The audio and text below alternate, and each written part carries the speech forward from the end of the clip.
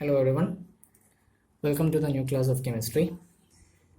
Today's class we will discuss about colligative property and how to detect or how to find out the molar mass of various substances.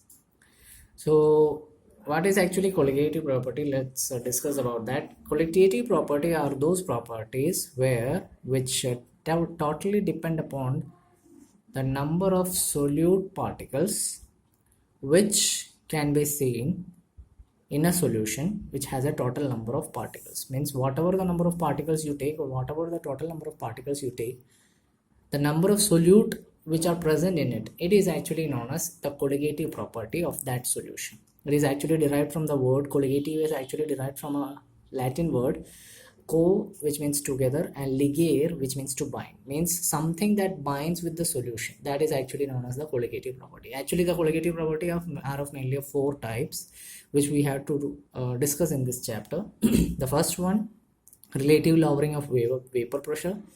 Second one, elevation of boiling point. Third, depression of freezing point. And fourth, osmotic pressure.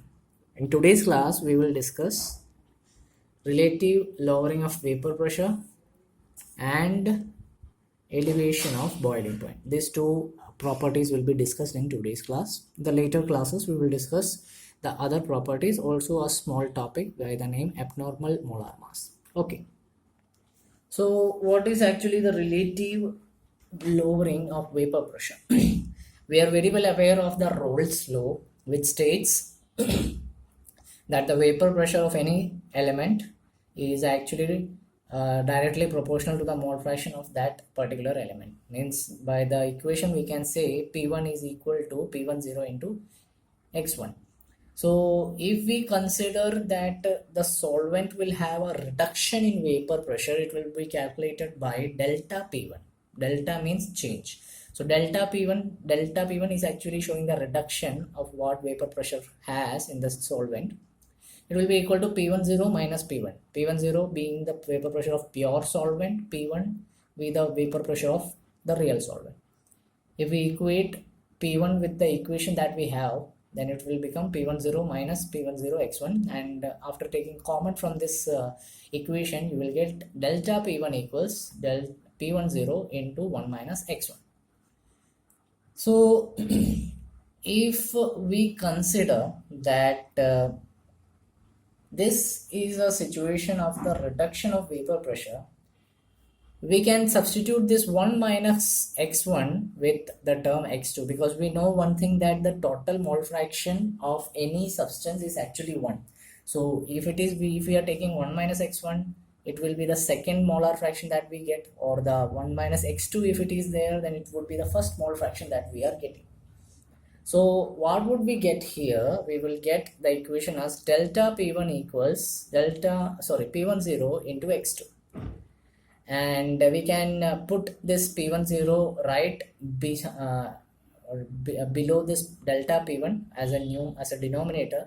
So it will become delta P1 divided by P10 equals x2, where x2 will be the mole fraction of the second substance. Here actually x2 represents the mole fraction of the solute, and the x1 represents the mole fraction of solvent. Okay, and if we know what is delta P1, it is the reduction of vapor pressure. We can substitute that delta P1 by the help of P10 minus P1. So the equation becomes P10 minus P1 divided by P10 equals to the mole fraction x2 of the solute. So this expression, the very left hand side which we see in this expression, this is actually the relative lowering of the vapor pressure.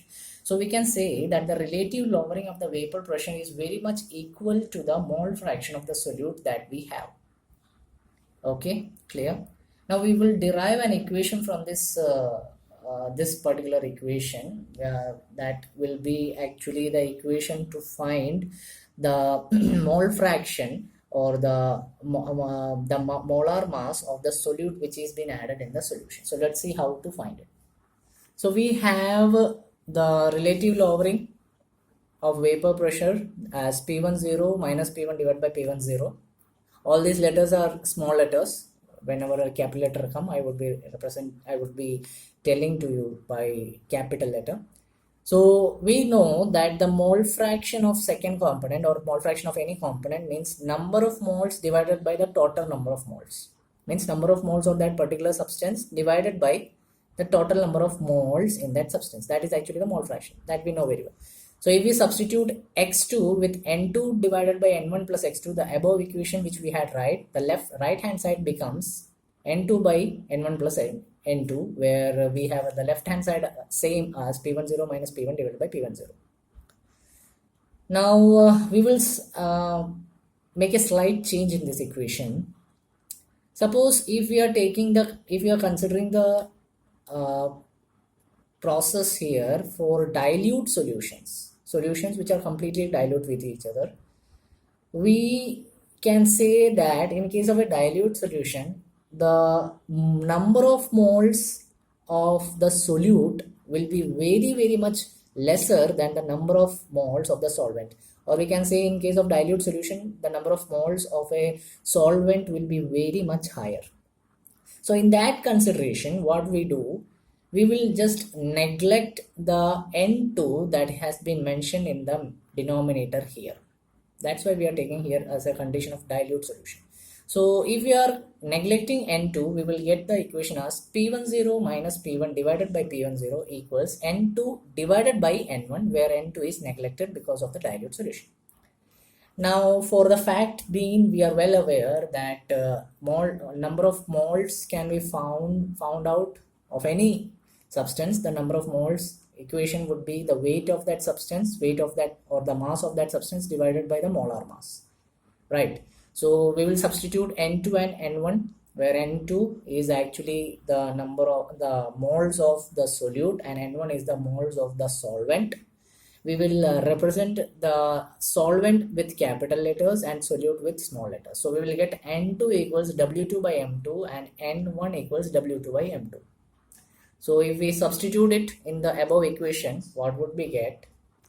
So what will we get after substitution of N2 and N1? We will get the left hand side as the same, and the right hand side where N2 was written, we will write it as W2 by M2, weight of or the mass of the solute divided by the mass of molar mass of solute, whole divided by the weight of or the mass of the solvent divided by the molar mass of the solvent. If we rewrite it in proper way, we will get delta P10 minus P1 divided by P10 equals W2.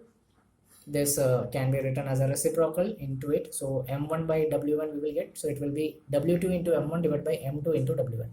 So this is an equation which we need for calculation of the vapor pressure or the molar mass of any substance. So from this equation we can find anything. We can find the pressure of the pure solvent, pressure of the solvent, the mass of the solute, mass of the solvent, molar mass of the solute, molar mass of the solvent, anything can be calculated from here, right?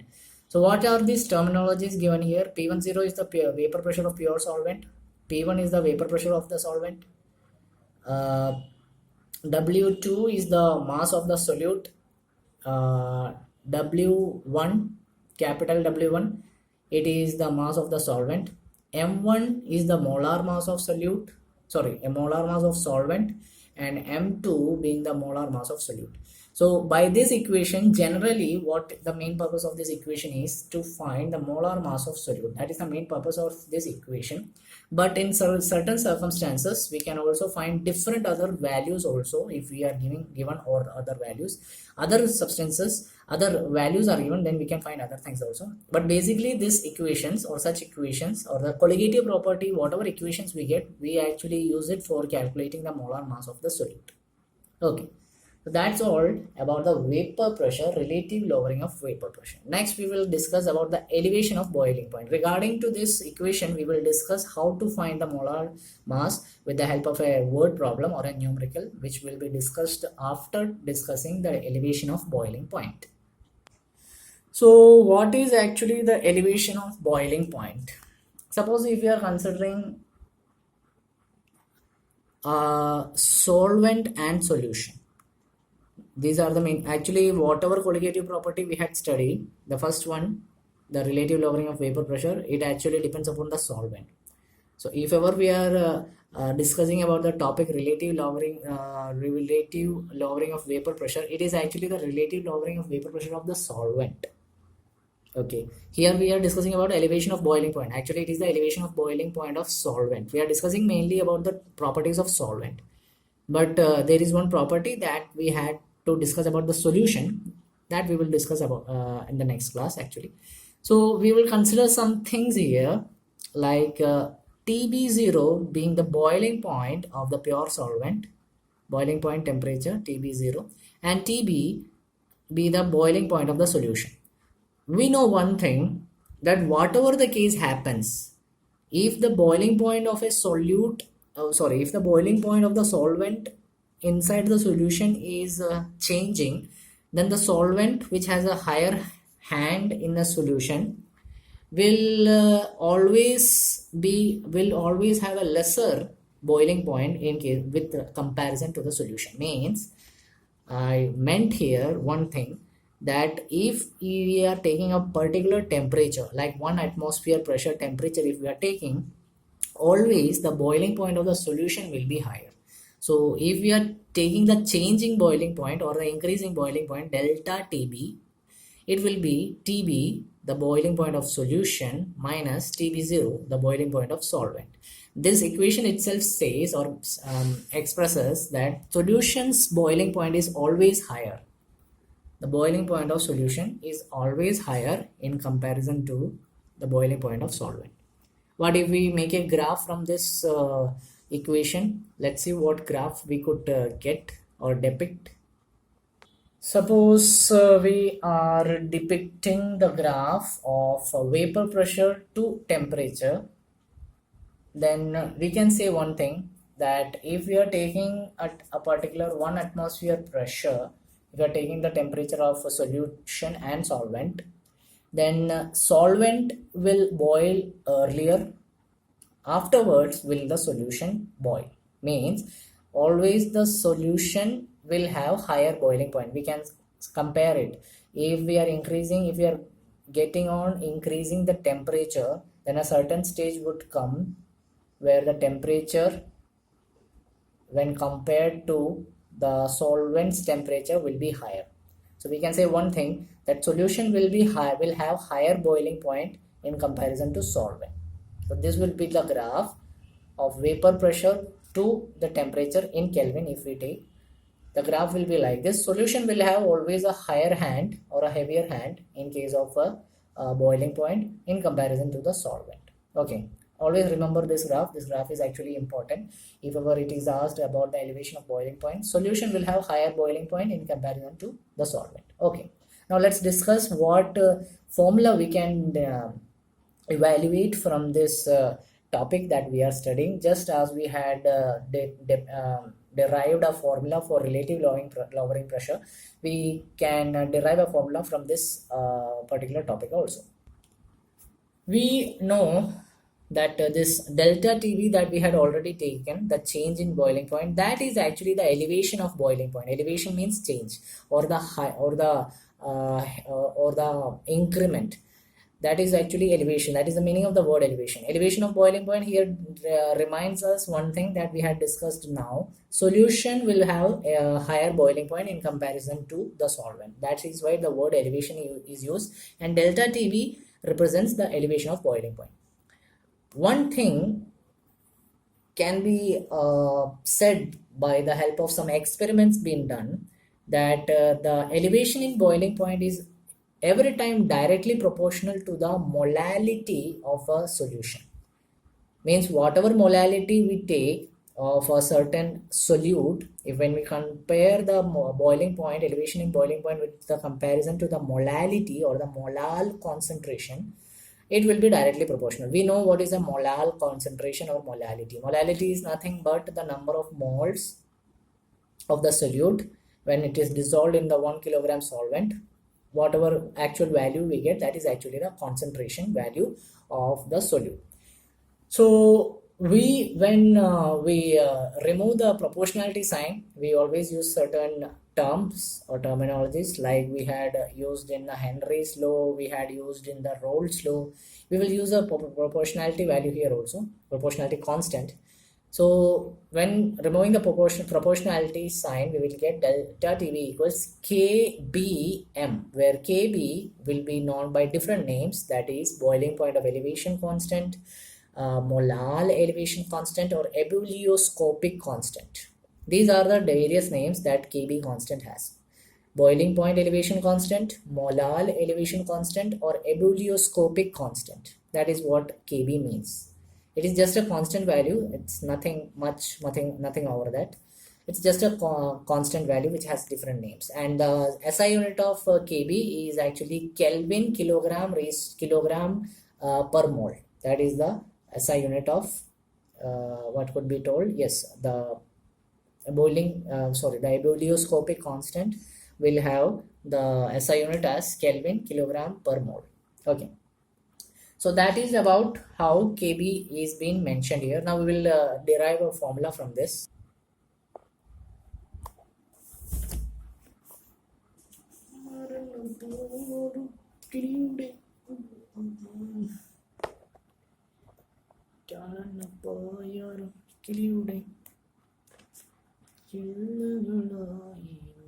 Okay, so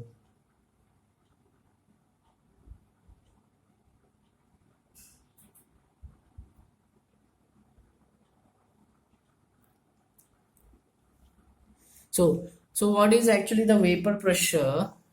How will what is actually the question? The vapor pressure of a pure benzene at a certain temperature is 0.850 bar. 0.5 grams solute or a substance already is being added, which is non-volatile, non-electrolyte, and it is added to the 39 gram benzene, which has a molar mass of 78 gram per mole. Vapor pressure of the solution is given 0.845 bar. You have to find the molar mass of the solid substance which is added. So how will you find this particular thing? We have been provided with vapor pressure. We have been provided with vapor pressures, also the mass of some substances. So definitely the equation in this scenario will be P10 minus P1 divided by P10 equals to W2 into M1 divided by W1 into M2. That's the equation.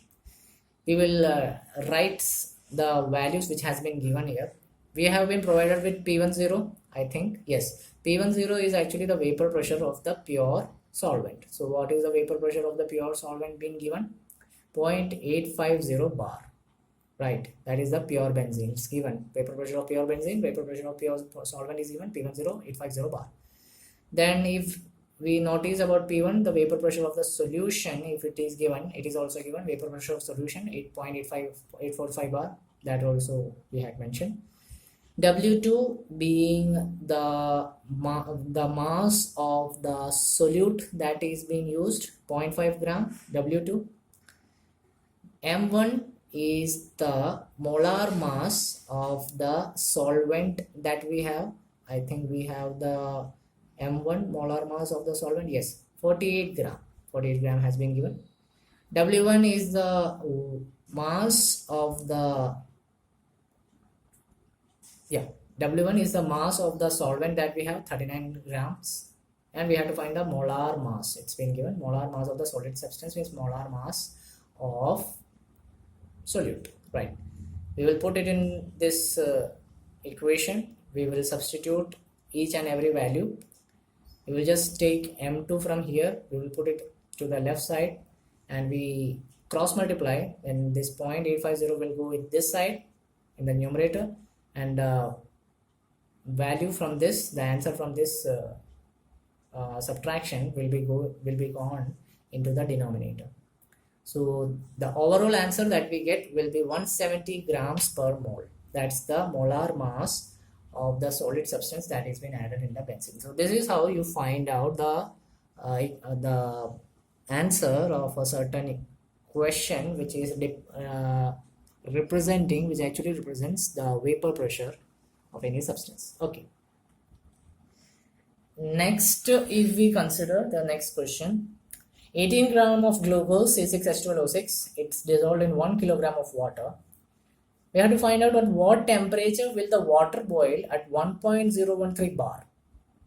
Kb is given for water, 0.52 Kelvin kilogram per mole. So Kb is given, then definitely it will be the equation that we had studied on the basis of elevation of boiling point, right? So what we have to find? We have to find at what temperature will the water boil. So let's see what are the things given. 18 gram glucose is given, means we have been given the mass of the solute. 1 kilogram water means mass of the solvent is given. And if we see clearly, then the temperature only we have to find. There is nothing else being given. There is no change in temperature given. Then it's a simple equation. You have to solve it with the help of delta TB equals KB into M. That's the equation that we use simply. So in order to find that, we have to find the molality that we don't know, that is not given, but we can find it out. Molality is actually the the number of moles divided by the mass of that solvent. So we don't know actually the moles of glucose, how much it is. So we will first find the moles of glucose. We know the moles of glucose, how to find weight of that substance or mass of the substance divided by the molar mass. That is the equation. So how we will find it? Molar mass of glucose, its formula is being given. So we will find out the molar mass. We know that the molar masses of each substances.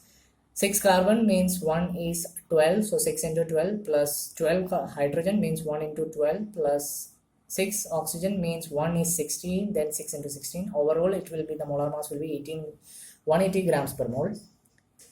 Mass of glucose being given in the question 18 grams, so we will get 18 divided by 180 as the moles of glucose being 0.1 mole. Okay.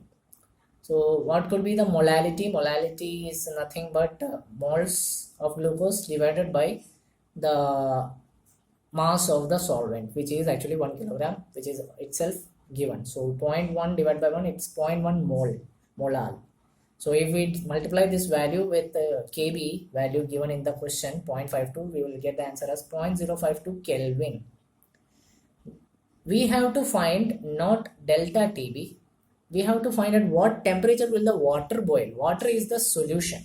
So you have to find the solution's boiling point. We know the formula of delta TB, which is TB minus TB0, where TB is the solution's boiling point and TB0 is the solvent's boiling point. If we have to find actually the value of TB. So if we put this TB0 on the right side, we will get delta TB plus TB0.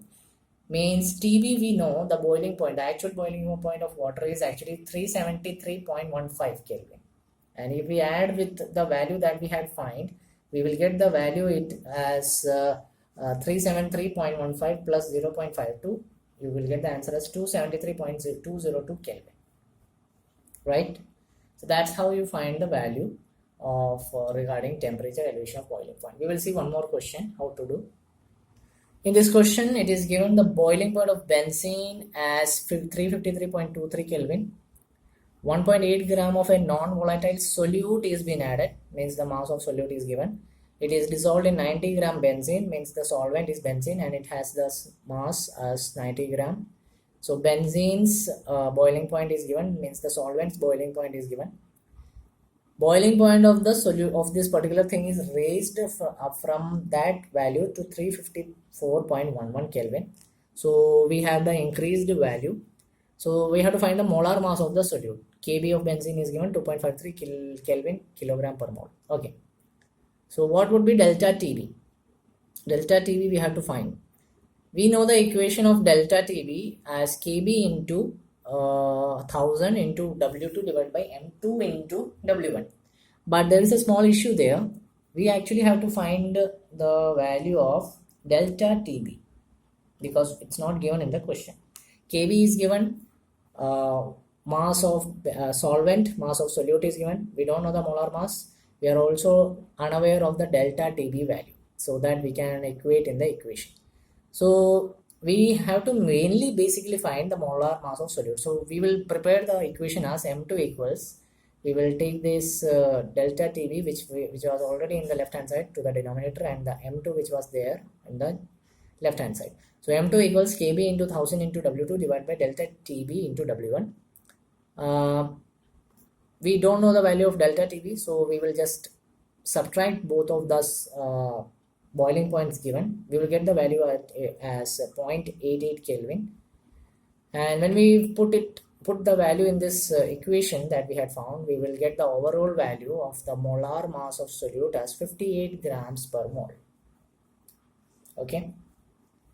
So that's all about today's class. In the next class, we will discuss about the other colligative properties and the other topics which has been left. That's all about today's class. I hope you enjoyed it. Thank you. Have a nice day.